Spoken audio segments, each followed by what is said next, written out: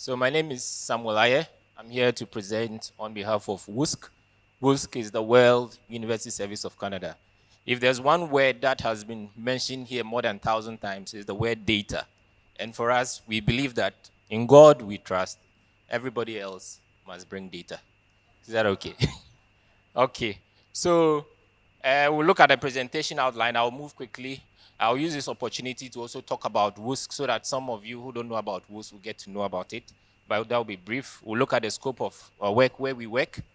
We'll also look at the type of data we collect, the Tvet data constraints, lessons we have with that, and our recommendations. So we'll start with what Wusc. As the word stands, World University Service of Canada. We've been in operation in Ghana for the past 25 years. One key flagship we have done is who remembers Send Your Girl Child to School, that song. That is something we led years back. So we have our mission, a world where every young person thrives and belongs. We have that's our vision, and our mission is to catalyze positive education and economic outcomes for young people. We support all young people with a focus on women and displaced people. So we have what we call 3 E's we work with. We have economic education. Most of our program is centered around education, economic opportunities, and global force displacement. So these are the key or the foundations in which most of our interventions are centered on. These are who we work with. We work with a number of partners, training institutions. We work with local partners. And we have operations in over 25 countries. So this is just to give you a perspective of all the type of people we work with. Now, the scope of our interventions and a partnership with Tvet in Ghana. We have 3 main projects we are working on with. We are partnering with Tvet, or we are collaborating with Tvet to work on. That's first the Employ project. We have the second Activate project, and last one Ignite project. And I'll talk briefly about them. So for Employ project, this is a transition of our earlier project, which is Invest. So Employ, which is the enhancing market participation and learning opportunities for young women, that's Employ. The project seeks to improve the economic empowerment, well-being, and inclusive growth for over 20,000 young women across 7 regions. We also have the Activate project, that is accelerating change through innovation in agriculture Tvet. The project seeks to improve the well-being, resilience of youth through strengthening of industry-led, demand-driven agriculture, technical and vocational education training systems. Then the last one, which is Ignite project, that's an innovative global network for inclusion and equality. The project seeks to contribute to an improved social and economic well-being of the poor and marginalized youth, particularly young women. So for the Ignite, the goal here is they are looking at improving partners' performance. So we have some of our volunteers through the Ignite program working with Tvet. I think we have one currently in the hall here too. So that is just a brief of all the 3 projects that we currently have, or we are partnering, collaborating with Tvet in Ghana. So where are our operations? So we have operations across the country. So for Employ, anywhere you see the red dot, that is where Employ works. Employ works in 7 regions. That is the Greater Accra region.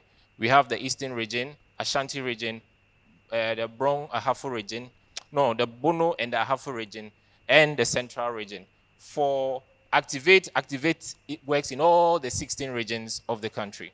So that is what you see with the box there. Then for Ignite is only based in the Greater Accra region. So that's just the description there.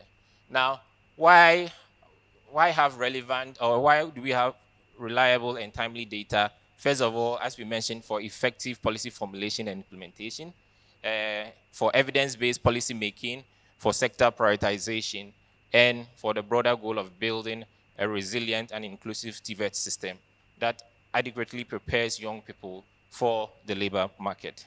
That is just something. Now, Wusc data. What are the type of data we collect? Similar to what has been mentioned a number of times here, we have learners enrollment data and completion. So enrollment data, graduates or the completion data, we take that. We also take information on the workplace experience learning in terms of where they were placed, learners, logbook, all those stuff. We also take it to help us track their performance. We also have capacity of instructors to deliver market relevant skills training. So ours goes beyond just taking data of the learners, but we also want to understand the capacity of the instructors. How well are they qualified to deliver market relevant training for the learners?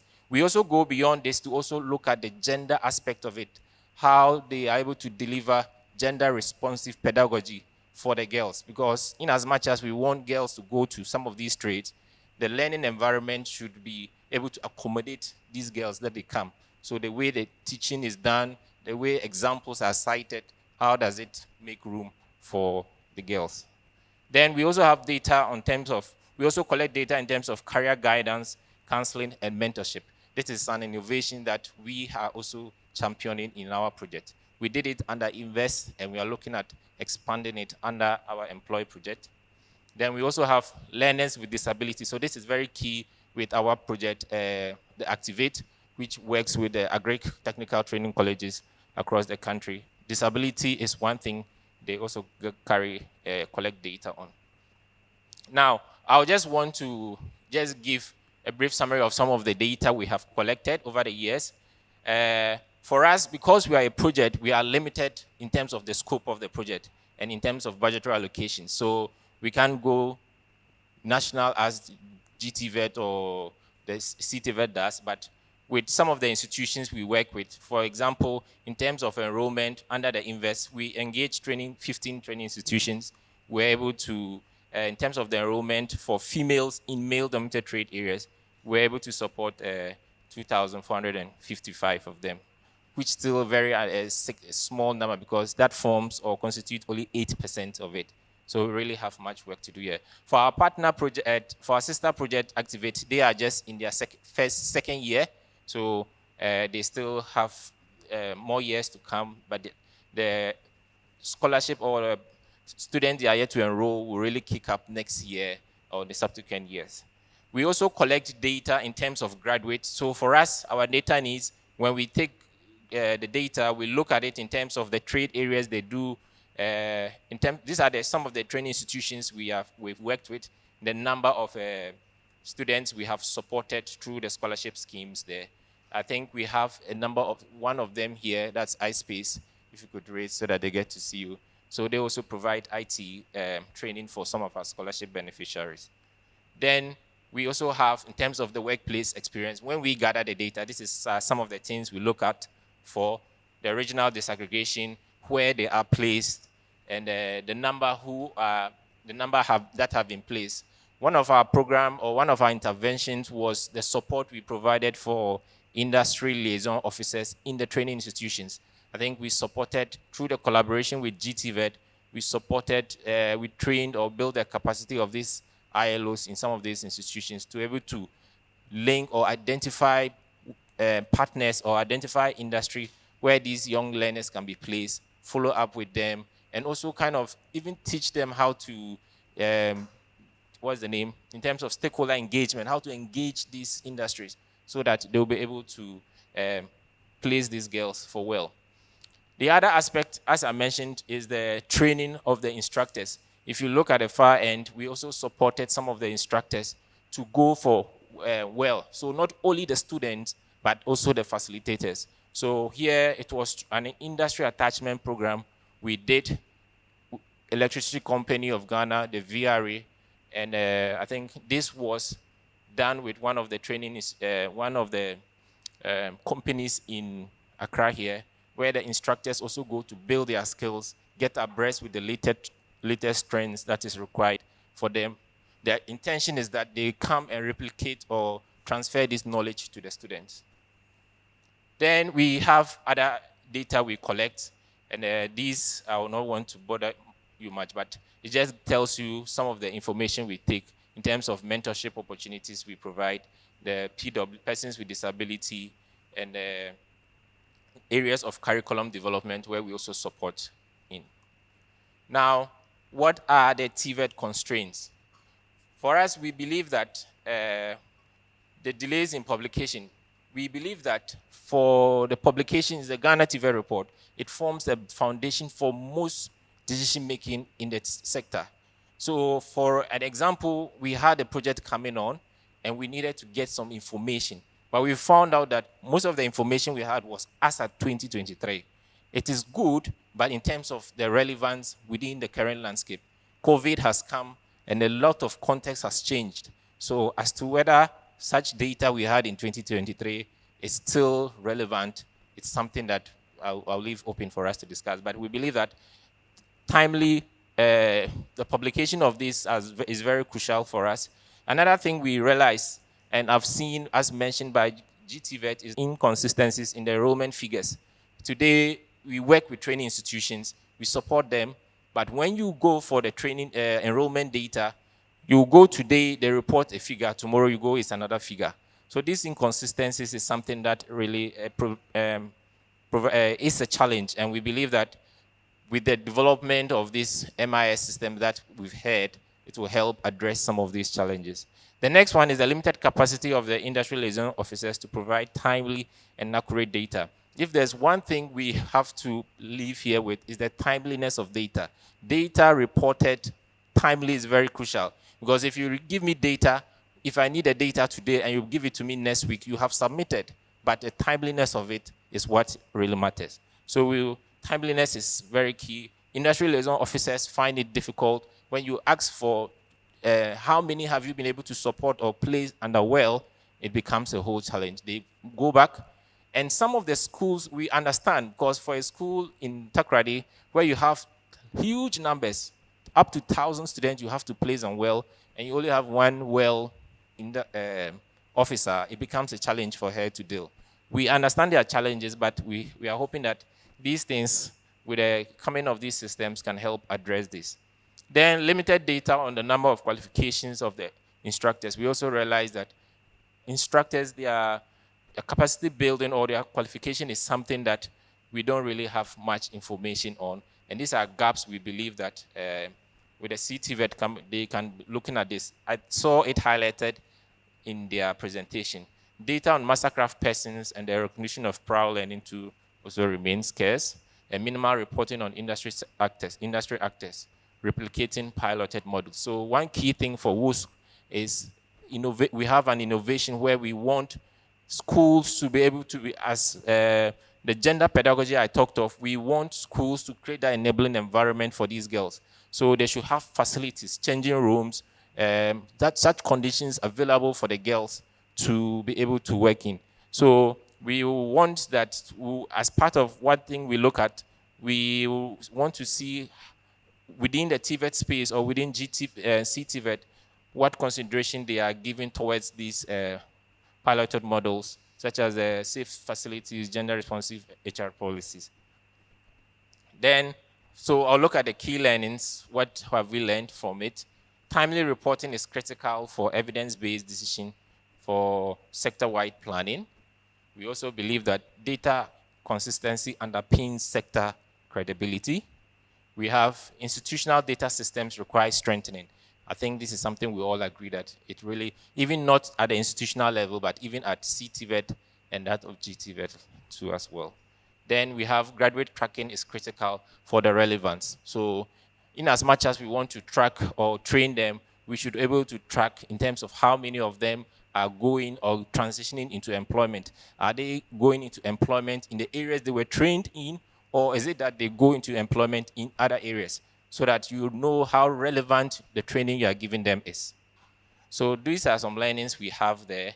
I'll say thank you at this stage, and if you have any questions. Thank you, Michael. Please, are there any questions? You have one? Okay. I represent the Tourism and Hospitality Sector Skills Body. Tourism is one of the areas that we say is a low-hanging fruit. I want to find out from you. I don't know if you've done any work with the tourism and hospitality industry. Would you like to engage with them? Because one of the areas that we can create a lot of opportunities for women and young people. So that's my question. So we, as at Wusc, we pride ourselves as a learning institutions. So whatever we do, learning and adaptation is very key for us.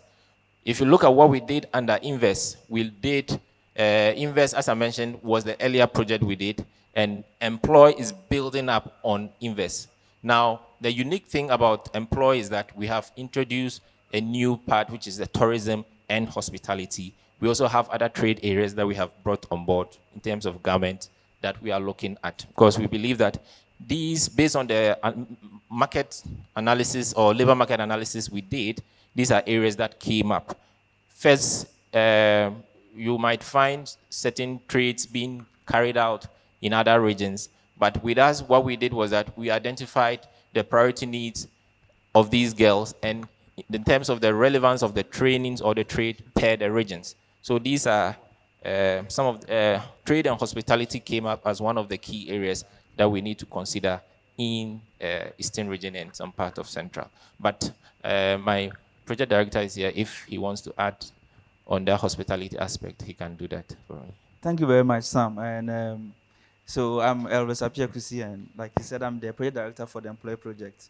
So yes, tourism is one of the trade areas we've identified. Invest was only on non-traditional trade, but we realized that the transition from learning to earning was difficult for young women who were coming to that kind of space. So as we go into the second phase, we want to look at the traditionally women-dominated areas where they can quickly get employment, and then we can gradually also develop the non-traditional sector.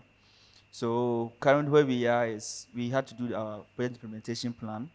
During that period, we engaged a couple of bodies within the tourism industry. The Ghana Tourism Board and co were all engaged. We have a fair idea of what we may want to do, but then now that we are waiting for the project, the donor to approve it, that's why we have not been able to really move forward. So right after here, I'll pick your information.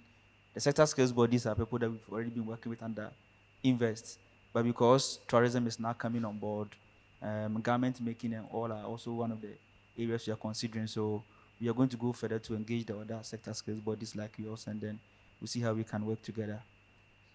I heard you talk of gender. Is it to say that Wusc is more for women empowerment? And if it's so, what percentage of women vis-a-vis men is the project looking at? You touched upon the topic I'm going to ask about, but still I would like to ask again. So from a development partner's perspective, you mentioned that data is very important for you to also be able to come up with projects that respond to the needs of your partners here, right? What kind of data do you think is the most fundamental data and information that you require for the design of your projects? Yes, so first of all, on the aspect of the gender, I want to say that gender just it goes beyond females. For us as a project, we consider it for, if you look at most of our interventions we do, though it is female-centered, we have much priority we give towards the females, but that doesn't mean that when we say gender, our focus is only on females. If you look at, for Employ, we are looking at over 20,000 young women. These we consider as our direct beneficiaries. However, indirectly, some of these girls in the institutions, by we building the capacity of the training facilitator, students or male students in the class will also benefit, because the male facilitator or whoever the facilitator is, if he's teaching, he teaches to the benefit of all the students in the class. So our intervention, though our direct focus is on women, we also have indirect beneficiaries, which are the boys who will be benefiting from such capacity buildings, or such capacity buildings will be providing through the institutions. Our approach is a more inclusive market system approach. So we look at it at a holistic level. And our intent is that when we build the capacities of these training institutions, we build the capacity of the mastercraft person, or we build the capacity of these intermediaries who deliver these services, they will be able to better deliver their service to the benefit of our young girls and indirectly all the young men or boys who will be also participating in it. In terms of data that we collect, For us as an organization, as I mentioned, our focus is on youth. And if you look at most of the interventions we do, from the Invest project, from the Employ, from the Activate, basic information beyond that, what goes beyond their, maybe say, their profile, maybe their sex, their age. We do other data that there's other data that we collect because of the approach we use in terms of the system approach. So for us, at the system level, we try to identify who are the what is the supply and demand actors, what data is relevant to probably the intervention that we are going to roll out. Secondly, in terms of the trade areas, we want to roll out a program, or we want to roll out an empowering program. What are the trade areas that are relevant to the needs of the girls? And not only that, but in terms of the locations they find them to as well. Is it something that they consider, or is it that we don't want to be like just imposing? We think that you should learn this, so we are bringing. No, we collect data through the formative studies we do. We do the gender justice assessment. We do the labor market assessment. These are all studies in addition to the baselines we do. We do all this to inform our decision in terms of the type of data we should collect and how to design or inform the design of our project.